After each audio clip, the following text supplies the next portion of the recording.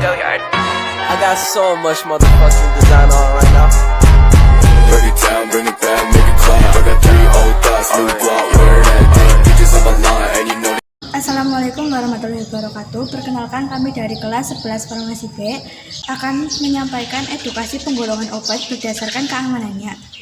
Secara umum, penggolongan obat dibagi menjadi 6, yaitu obat bebas terbatas, obat wajib apotek atau OWA, obat keras, obat narkotik, dan psikotropik. Obat bebas dapat dibeli tanpa mengeluarkan resep dokter. Obat bebas ditandai dengan logo lingkaran berwarna hijau, garis tepi berwarna hitam. Contoh obat bebas: paracetamol, antacid, vitamin, dan lain-lain. Untuk yang kedua, obat bebas terbatas. Obat bebas terbatas bisa dikatakan sama dengan obat bebas, dapat dibeli tanpa resep dokter. Untuk golongan obat bebas terbatas, sifatnya lebih keras dari obat bebas. Obat bebas terbatas terdapat peringatan pada kemasannya. Untuk peringatan pada obat bebas terbatas, yaitu peringatan nomor 1, awas obat keras, bacalah aturan pemakaiannya.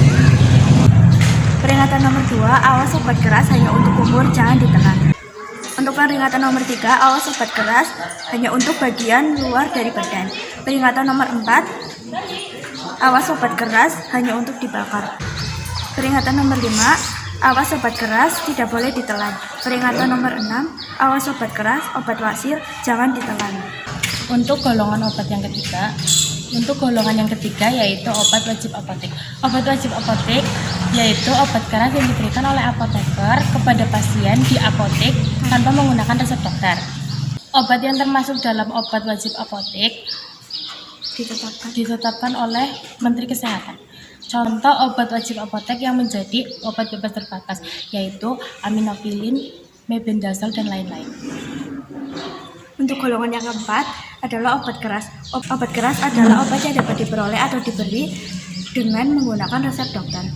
Kemasan obat ditandai dengan lingkaran merah dengan huruf K di dalamnya yang menyentuh garis tepi berwarna hitam. Contoh obat keras adalah aminofilin, asamafenamat, simvastatin, dan semua obat berbentuk injeksi. Lalu golongan obat yang kelima yaitu obat narkotika.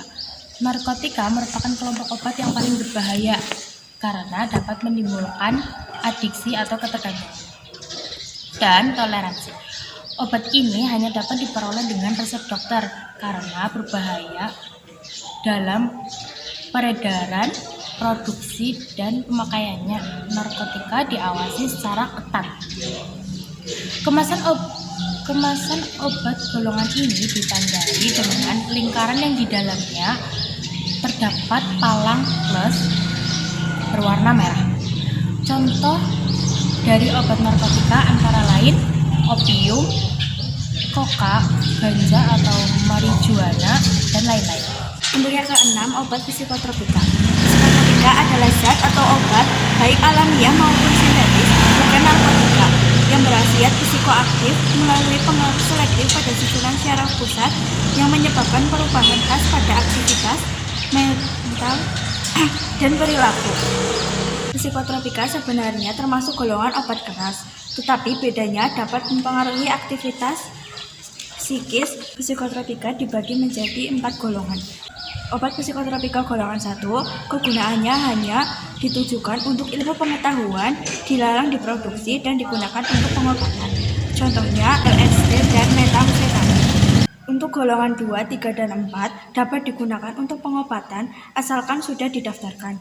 Namun kenyataannya saat ini hanya sebagian dari golongan 4 saja yang terdaftar dan digunakan.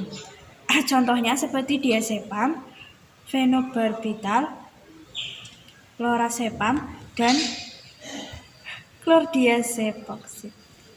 Sekian dari kami. Wassalamualaikum warahmatullahi wabarakatuh.